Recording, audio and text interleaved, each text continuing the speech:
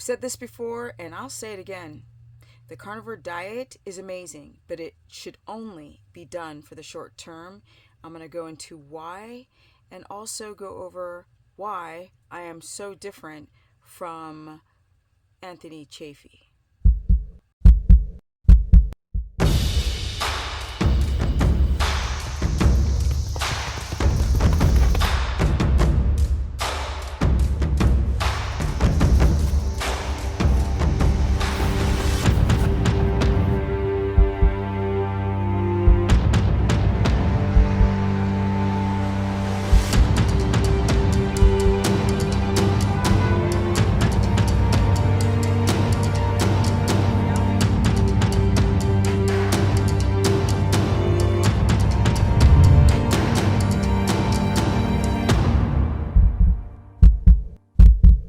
Welcome, everyone, to my very humble life. Now, let's get into the subject of why I think that people should not be doing carnivore more than a very short period of time to access the benefits of going an all meat diet, pros, cons, and also why I'm so different from Anthony Chafee, because more and more people want me to debate these gurus, which I don't even understand because, I mean, the only thing that would ever happen is like me having to sort of push these points, this experience that I have, and having them feel uncomfortable. And like, I don't care to do that whatsoever. But y'all want to see that there's no debate. It's not going to be a debate. And it's not his character. He seems very mellow driven, and I'm more of a hard ass. I don't think it'll be a good debate. A conversation with people, I always think is a better idea than trying to knock heads. Like, what's the point? I'm not trying to change anybody, and nobody's gonna change me, that's for sure. All right, why should people only be doing carnivore diets for the short term? Carnivore diet's a trend, point blank, period. Just like keto started off being this, well, when it became popularized, it became this huge trend, and people were using a ketogenic diet to lose weight. And then some people did, and many people did not, or they gained the weight back, or they started having health issues from doing a keto diet. And I've often said the keto diet and the carnivore diet, it's the same damn diet, except one, you still eat cruciferous vegetables, and one, you don't. Most people are trying to be very like strict, like I'm just doing meat and fat and no vegetables whatsoever, because for those who are doing it for weight loss, they may not understand that a lot of people are walking around with severe gut issues, severe immune issues, and when they eat plants high in anti-nutrients, their already weakened immune system cannot handle that. So it's not that plants are bad. Plants have a lot of medicinal qualities about them that are just like amazing. But if you have a weak gut wall and you have a lot of heavy metals, you have a leaking gut, and now you've developed severe mast cell activation, plants are going to be a nightmare. And this is the reason why people will do a carnivore diet, because if they eat a salad or if they eat some bread or whatever, they eat any vegetables, they feel sick in different ways. Joint pain, mucus, constipation, loose stool, skin issues, whatever. There's a can't sleep well, low energy. And everyone can manifest their issues with the anti-nutrients in plants, and different forms of different symptoms. Now, doing a carnivore diet for the short term, because the inflammation in your body is so high, is great. Do it for 3 months. I dare to even say just 6 weeks. But if you did it for 90 days and you did it in a very smart way, it can be advantageous to get the inflammation down before going off. everyone is different. It's not like 90 days is the mark. People always want these antiquated numbers, and you really just can't equate your health by a mathematical equation. Some can only go a week on carnivore, some can go up to a year. But the reason why I do this cutoff at 90 days is because if you're not in ketosis, which most people are not doing a carnivore diet, if you're not, now you can get into ketosis doing a carnivore diet, but most people don't because their protein is too high and their fats are too low and they don't balance their electrolytes. But if you use doing a carnivore diet or an all meat diet and cutting out the plants because you're having severe mast cell activation, then for the short term, it can be advantageous to just get the heat down, right? And as you're getting the heat down, you want to get the sleep up, right? You want to get the stress down, the sleep up, the exercise to the individual as it should be, right? Because we need an oxygenated body.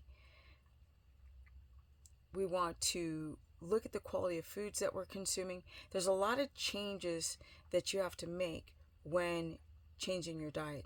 For example, I've decided to go either all cotton, linen. I've been changing this nylon garbage out. I didn't even think about it. I'd still have nylon clothing, but I'll put cotton underneath, right? Because I don't want, if I have a nylon jacket over this, it'll be over cotton. These plastics are so estrogenic. We are in a toxic environment. So even if you're doing the most perfect diet, even if you have mast cell activation, unless you get rid of some of the toxins, it can be deodorant, toothpaste, lotion, can be exposed to the type of water that you're drinking, the water bottles. I mean, the makeup. There are so many things that overwhelm the immune system to where you can't get this histamine production in check. Carnivore is it's sort of a stepping stone into getting the inflammation down, but it's not the beeswax. It's not everything. There's a million things that you have to do. If you do carnivore for the long term, you're not getting enough fiber. And the zealots and the carnivore culty people that have been like brain scrubbed by gurus just saying like it heals everything and there's no context. And so how you actually decipher between all of the talking heads, including myself, on the internet is if they can break down anything besides some subjective study or what another guru has preached. You can't make big, broad strokes and say, oh, the carnivore diet heals. Or what about Mikhaila Peterson? She's still struggling on her meat diet. So she's not addressing all of the problems. Okay? Remember, plants have a purpose. Certain plants are higher in a prebiotic fiber. And I've done videos about this. This is going to ferment. And it's going to create short-chain fatty acids that help heal the gut. Meat's not going to do that. I'm sorry. But here's the quagmire. You might be so sensitive to plants for the short term, because it doesn't last forever if you do things correctly. That if you're having problems with plants and then you're trying to use the plants to heal the gut, but when you eat the plants it makes your gut hurt, you got to go slow. And that's where carnivore can be great. You do it for the short term, get the inflammation down, get the high quality food up, all those things that I just explained, and then slowly bring back foods high in prebiotic fiber like asparagus. It's amazing. It's amazing. If you take cabbage, freaking cabbage heals the stomach. Like people have bad ulcers and diverticulitis, and cabbage soup literally just,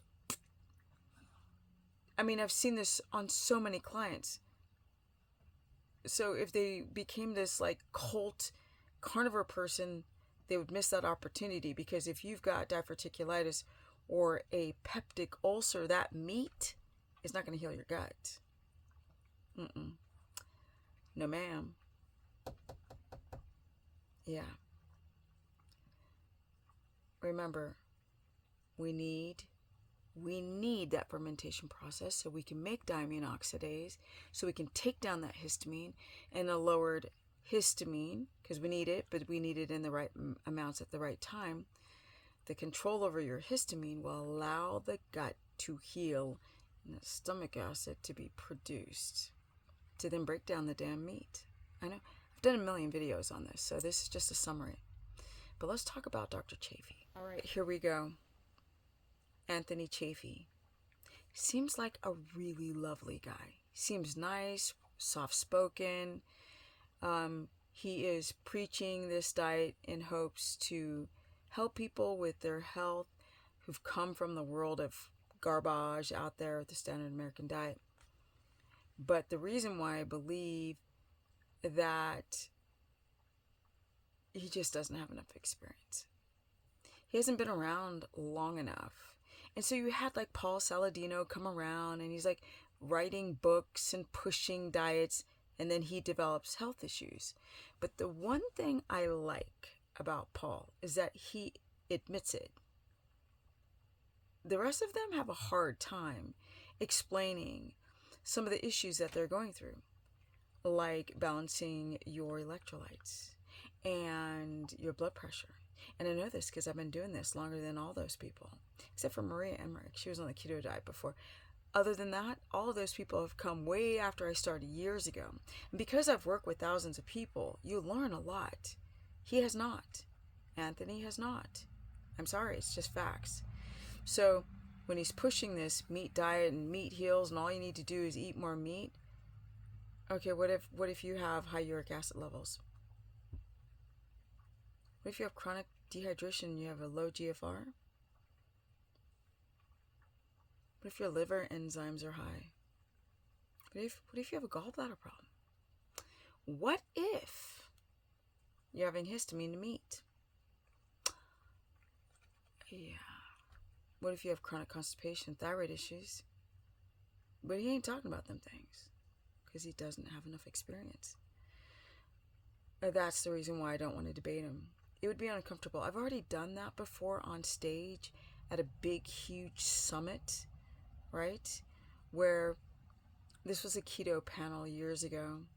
And one of these gurus was saying that women need more protein to build muscle. And I'm sitting there with muscle, eating less protein.